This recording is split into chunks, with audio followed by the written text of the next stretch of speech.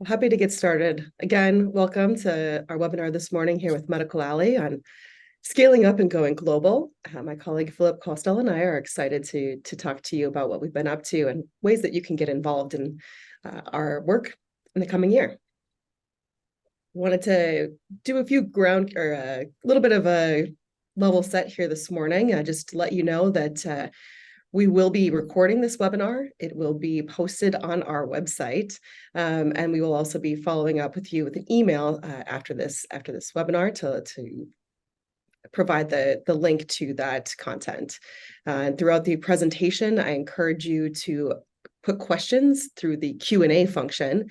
We will likely be addressing those at the end of this presentation, if not a little bit sooner. So again, that Q&A function is how you let us know what you'd like to know further as we discuss today. All right, now let's get started. Sorry about that, Philip.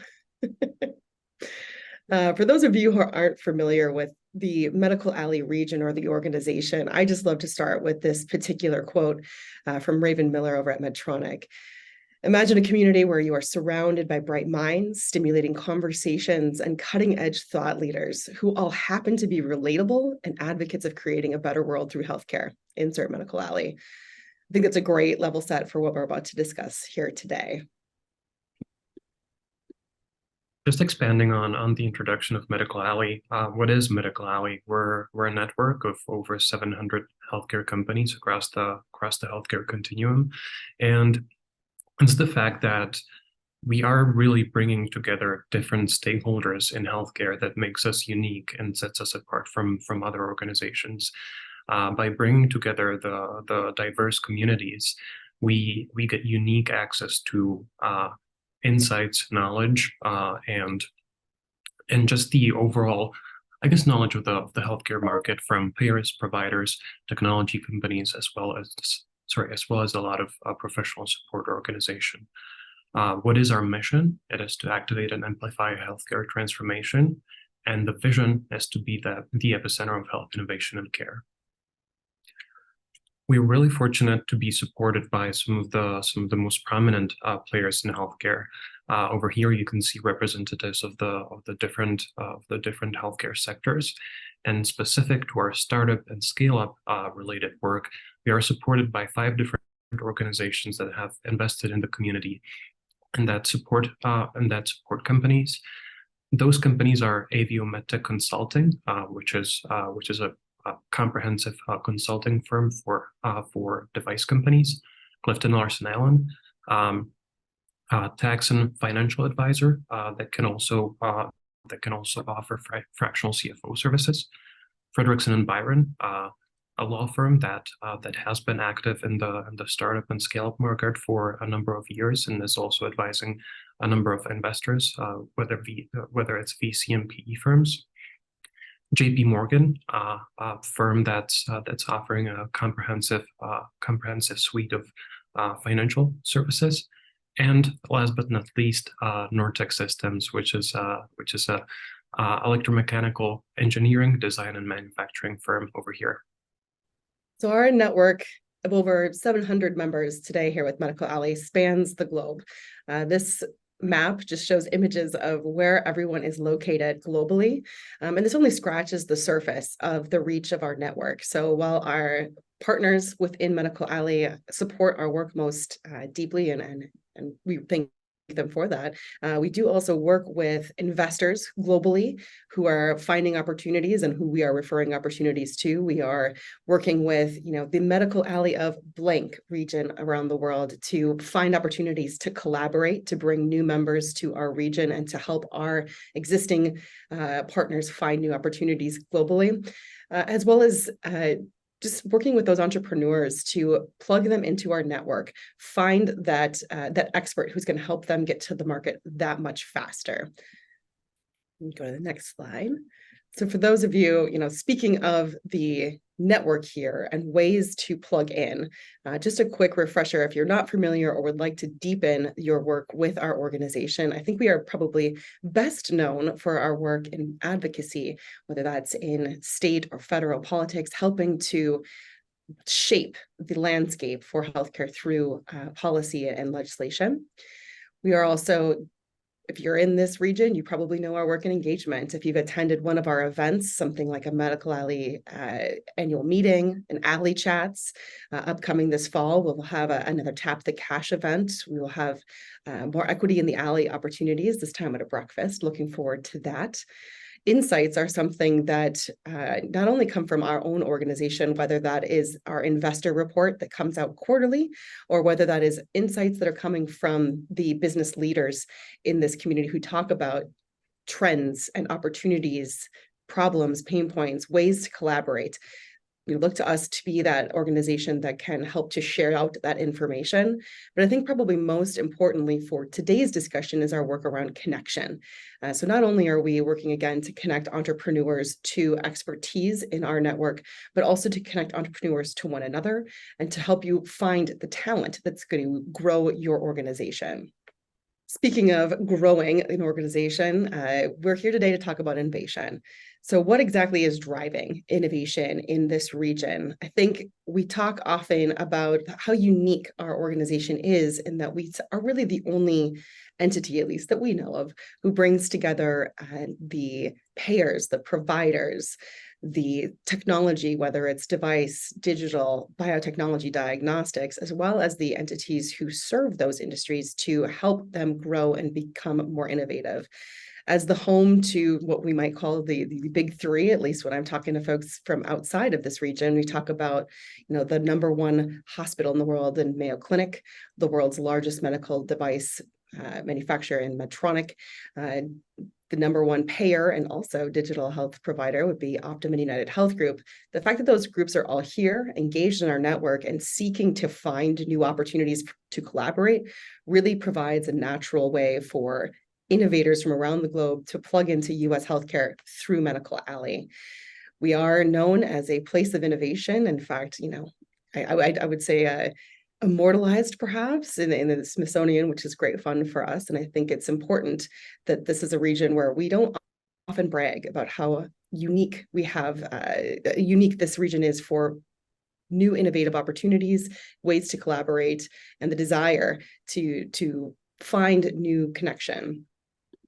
Before getting into the next couple of slides, which are focusing on medical device or on the device industry, I just want to highlight something that Kyle mentioned at the previous slide, which is that while Minnesota is traditionally known for medical device innovation, it's not just about medical devices. Having United Health Group and Mayo Clinic be headquartered in the state definitely helps with innovation when it comes to digital health and even biotech and pharma, which the industry is definitely smaller over here than in some other tech hubs, both nationally and globally.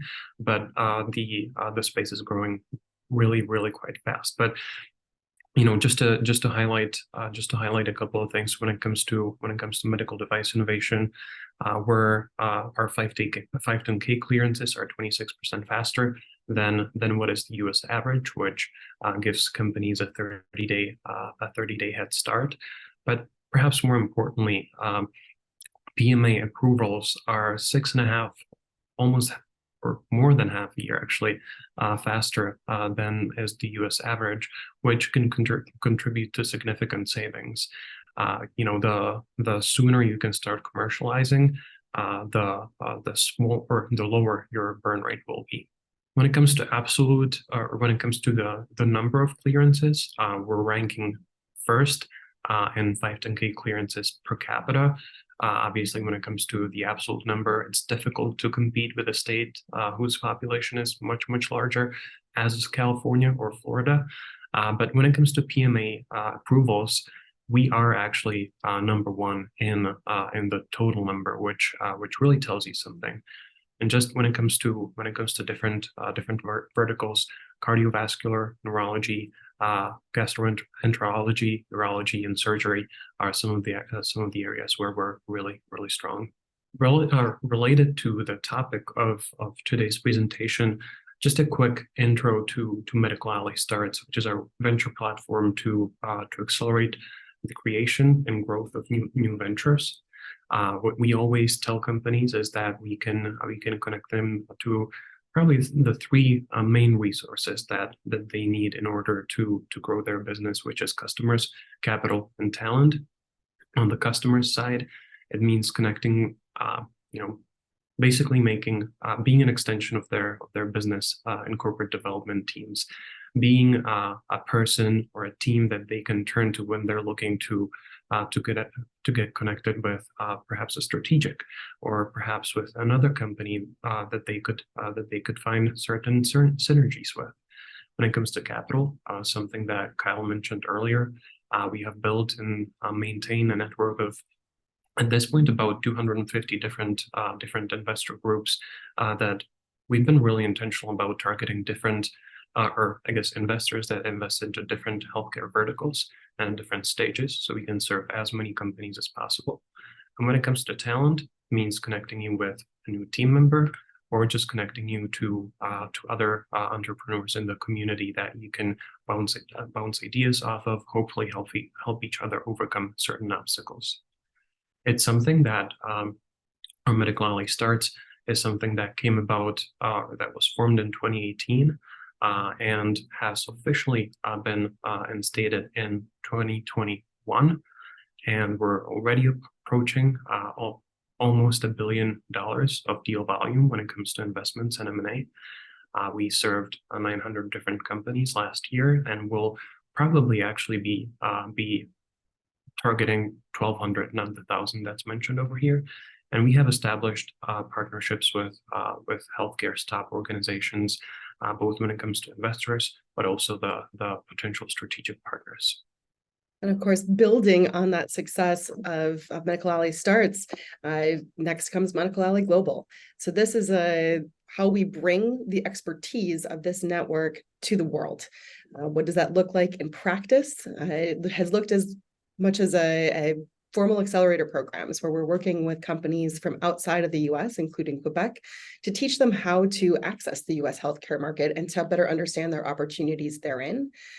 We're establishing partnerships, whether that looks like an MOU, opportunities to bring people to this region with groups in the Nordics. If you worked with MedTech Bridge, for example, Australia, the UK, and Dutch governments, areas where we have very strong research partnerships, and specifically areas that we see the same types of innovation being pursued, such that there's opportunities that align themselves very closely with this region. Also trying to connect to regions where perhaps folks don't necessarily think about or would say that they're under the radar. We know that areas like Romania are really looking to find solutions for digital health and telehealth. Places like Costa Rica trying to attract new medical device manufacturing to sort of nearshore this type of industry as well. Saudi Arabia, we have a lot of questions around what are the opportunities in the Middle East and other parts of this world that maybe folks haven't tried before. So we build relationships there to help our network expand. But then how do we bring the world to Medical Alley? Looks like everything from direct investment by internationally based entrepreneurs to have their US headquarters be someplace like Minneapolis. So thinking about folks like a Kerecis, for example, this year coming out of Iceland to Minneapolis to work with Coloplast. Very interesting way to kind of triangulate all of this global innovation here in Minneapolis and Minnesota. Also looking at bringing groups of entrepreneurs here to learn from our experts, whether that is in the clinics or clinical settings, whether that is in manufacturing, whether that is in regulatory support. Recently had groups from France, Brazil, Norway, Nigeria, Belgium, and so many more. I've got a list of another, 6 or so groups yet coming this year. So if there's ways you'd like to engage with these visitors, please let me know. I'm always looking for new folks to welcome these groups to Minnesota. And finally, developing partnerships with groups like Global Minnesota and the State Department, areas that maybe we hadn't thought of in the past here with Medical Alley as being allies in bringing the world of healthcare innovation to Medical Alley. As we all perhaps knew or don't know, our Expo 2027 bid was based on healthcare and life sciences, and that has really put a spotlight on Minnesota in a global way, such that folks are looking at this now as the place that they need to visit, not just, our coastal friends, whether that's, your Bostons, your Southern Californias, but really Minnesota has risen to the top in terms of a place where people want to learn from. Something that I touched on a bit earlier, and something that Kyle mentioned when she was talking about the different services that Medical Alley provides. When it comes to Medical Alley Starts in Global specifically, last year we served 900 companies and delivered over 1,200 different connections, whether it's connections to investors, whether it's connections to suppliers, the strategic partners, or just the pure connections that help entrepreneurs get connected to one another, and that help build those trusted relationships in the community. And this is just a sampling of what those connections yield. So what does it actually mean to make a connection other than to, start a conversation? What it really actually, without naming names here, of course, we just want to highlight some of the really great work that has gone on by connecting our network to one another, whether that's opportunities for merger and acquisition. And these are not small deals, these are quite large, whether that is opportunities for distribution, not only at the startup level, but also working with established companies here in Minnesota to help them find new distributors globally. And of course, to bring global businesses to Minnesota to start their US distribution. This is a very common question that we receive. Of course, cross-sector investment. I think this is probably one of the largest services that Philip provides, our expert here, and connecting innovators to investors, not only to have these conversations about growth, but to find the dollars that allow those companies to grow. Acquisition, of course, we work so strongly with our corporate development teams at large corporates, as well as smaller companies that are just looking to find that complementary service.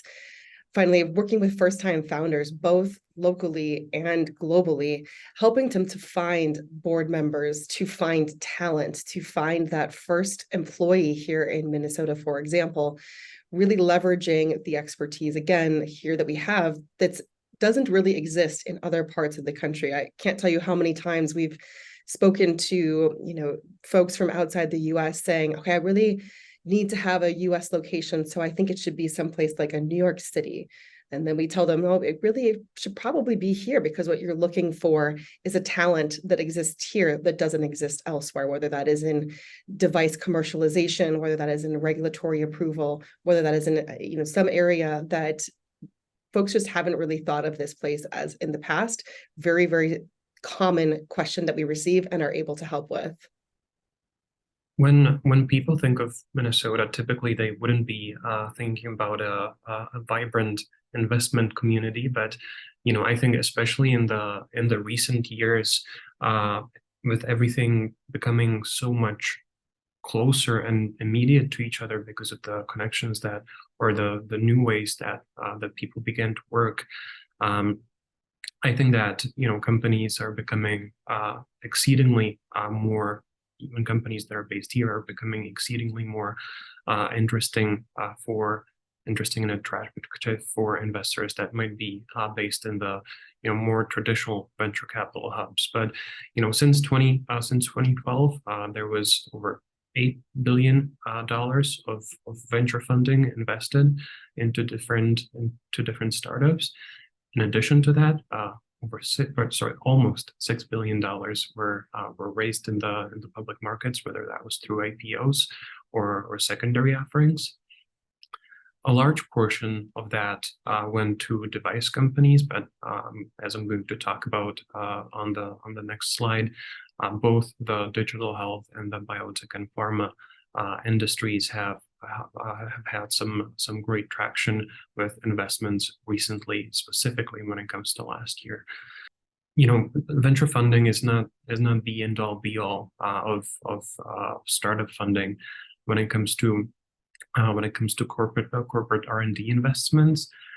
Companies that are based in Medical Alley or in Minnesota have been incredibly active and have been investing into R&D. and continue to do so even in the current market conditions. If we're looking only at last year, there was more than 1 billion in funding that went to medical alley companies. About 60% of that went to med device companies. But what I definitely want to point out is the almost $200 million invested in biopharma companies, which is something that medical alley historically has not been as strong in. But the over 7% growth unemployment of the biopharma sector and the recent investments made in the space are definitely encouraging, and we're expecting to see continued growth for the industry. While most of the investment dollars went to later stage deals, early stage companies have been really successful at leveraging NIH funding and continue to do so into this year. If we're looking at the first half of this year, I'm sure many of you are aware of some of the difficulties in markets, but what medical alley companies did is actually recording over 50% increase in private investments year over year, really showing good resilience of the industry, and perhaps not such inclination to follow the national and even global trends, which have been decreasing in terms of the absolute volume of dollars invested. So adding to that, why do folks continue to expand in Minnesota or choose Minnesota? The cost here, I think if you're from here, you probably know, cost of living is generally speaking lower than most other major communities here in the US. So just some numbers here to really show exactly what that means. Of course, we know that the value of the dollar really depends on where you are. So here in Minneapolis, if you have $100, in order to maintain that standard of living in any one of these other communities that are often cited as our peer regions, Chicago 122, Boston 154, you quickly see that as a business decision, Minnesota and Medical Alley really strongly makes sense. We are also able to keep office costs down. So I know we've been having a lot of conversation in the last year with developers, folks who are in the real estate world, to talk about trends in what is often termed the life sciences in the real estate world, and to understand from their perspective what they can do to support the industry here in Minnesota. And really, as we've talked with them, it's about the cost of doing business really does depend on some of these square foot costs. What can a landlord do to help these industries to grow and to thrive? Of course, as we talked about, we know that lab space, specifically wet lab space, is at a premium, not just here, but really around the country. So that's something that we continue to have conversation about to keep this region competitive from a business standpoint. But from a quality of life standpoint, again, if you live here, this is an area where we really do have that work-life balance. Again, as the person who's often bringing groups from around the world to Minnesota, a lot of times they think, oh, isn't that the place where it's really cold? And then they land here and see our beautiful environment, the lakes, the rivers, the trees, and everything, and they're just absolutely blown away. Just even having a coffee recently with a group from Europe, we were looking around the coffee shop at all of the plants that existed in the space, and they were just so blown away by how in touch with really the environment this place is. I just never thought of that as someone who's from here. So what does that actually mean when people are considering whether or not to bring their family when they relocate their business or move their business or grow their business?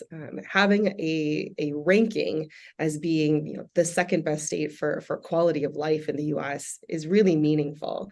When you can come here and buy a home, Your children can go to a good public school.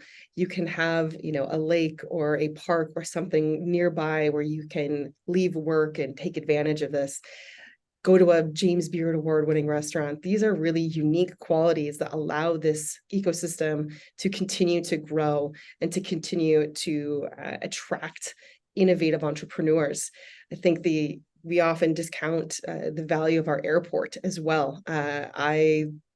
This is one that I talk about consistently. Not only, is our airport a lovely place, it's growing all the time in terms of connections. We have a organization here called the Regional Air Services Partnership, where large corporates and other entities here are able to provide their feedback to the airport and say, hey, I would really like to see this connection made. Could we start doing a direct route to XYZ location?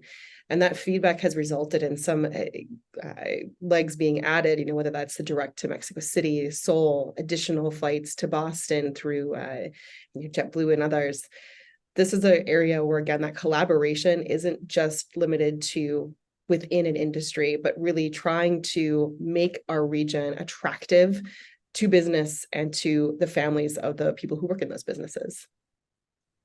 Well, we've talked today about a lot of the work that we're doing, but I really want to leave this group with a call to action. So we've talked a little bit about, how we connect folks to one another, how we bring folks into this region, but how can you get involved with the work that we're doing? So of course, if you're a startup, think about joining. Worth noting, if you're here domestically in the US, pre-revenue, we do offer either low-cost or no-cost memberships to Medical Alley. So please reach out if you're curious about joining our network. If you're an investor, again, as Philip mentioned, we are currently working with over 250 investors from around the world.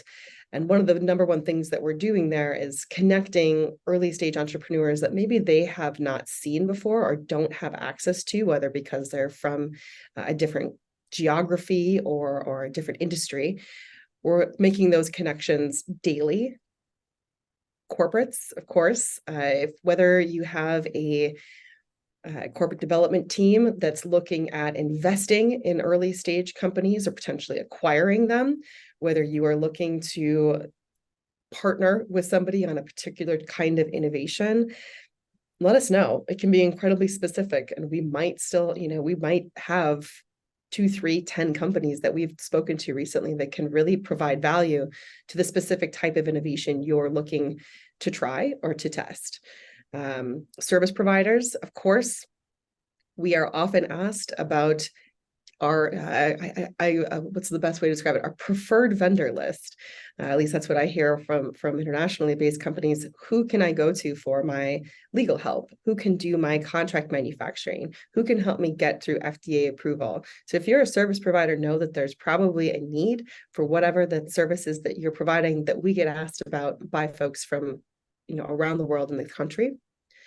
Experienced entrepreneurs, I think, more than any other question we receive is, I just need to talk to somebody who's been there and done this. Hey, I'm looking to sell my digital health solution into hospitals.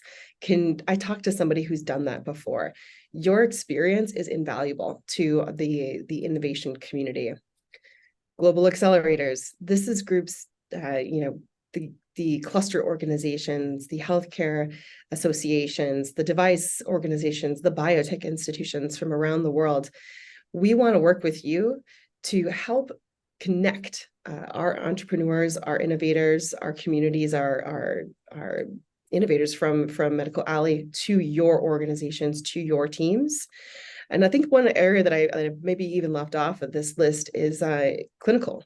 If you are working in a clinical setting, whether that is a general practice opportunity, a senior living facility, a specialty care provider, please reach out.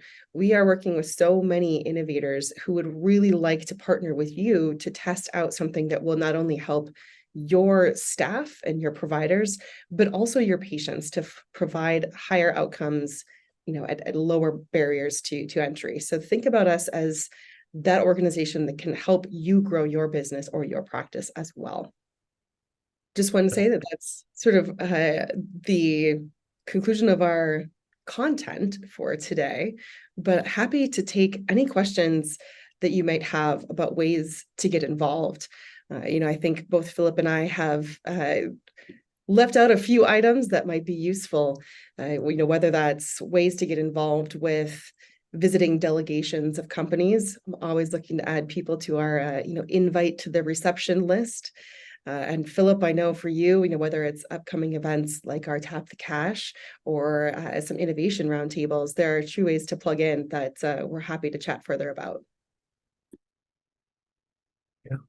We have one question that came in, which was around connecting startups to talents.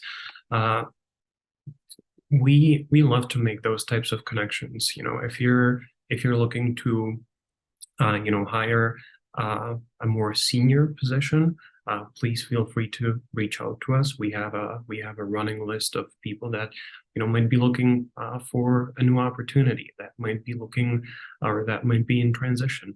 We're more than happy to connect you with those senior leaders. If you're looking to hire for a more entry level or junior position, then our job board is definitely a great resource, as well as actually the resume database that partner organizations have access to. So you can go to our website, and in the upper right corner, there will be a link to the job board where you can just browse and see what kind of positions the network companies are hiring for. But even outside of that, if you're looking for a fractional service provider, if you're looking for something that Kyle was talking about, a professional service provider, we're definitely more than happy to make those connections, because when it comes to startups and scale-ups specifically, sometimes it's more cost effective to hire that help externally, and you don't have to hire a full-time employee or even a part-time employee. There is a lot of experienced people in the network that are willing and happy to provide their consulting services on a fractional basis. And even for me personally, I also view connecting people to talent as making sure that the community is well networked, so people can share their experiences, help each other overcome obstacles, and hopefully promote the healthcare transformation in the ecosystem. And I would just quickly add to that as well. We get questions about how is it that our PMAs are so much faster than other regions of the world. I had a group in town last week from Japan who was sort of asking about not only that, but the history of this area as such a dense network of talent, and just describing kind of the experience that exists here that you can access again at that fractional basis. But even our a number of our members who are in the talent acquisition space, whether that's in recruiting or HR, they're specialized very specifically into whether that's device or biotech or healthcare. This is unique to, I think, our region. These are folks who are not just generally sourcing talent, they're sourcing very specific regulatory type of talent or, other experiences that don't necessarily exist everywhere in this country. So just thinking more deeply about how do we continue to attract new companies here and new talent.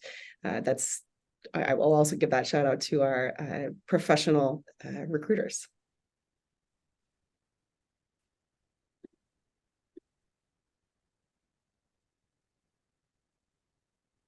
Again, if folks have additional questions, we're happy to take them. Otherwise, want to make sure that you have our contact information here and know that we are available at any time to connect and answer more specific questions. Think of us kind of as your concierge. Maybe we haven't addressed something here today that is it something you have a question about?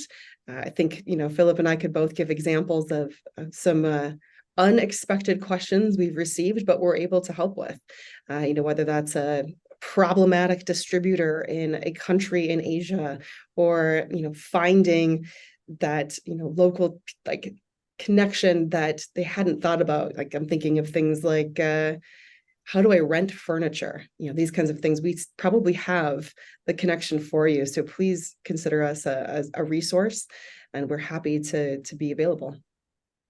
Unless there are other questions, thank you so much for your attention. And like Kyle said, feel free to reach out at any time. Thank you, everyone.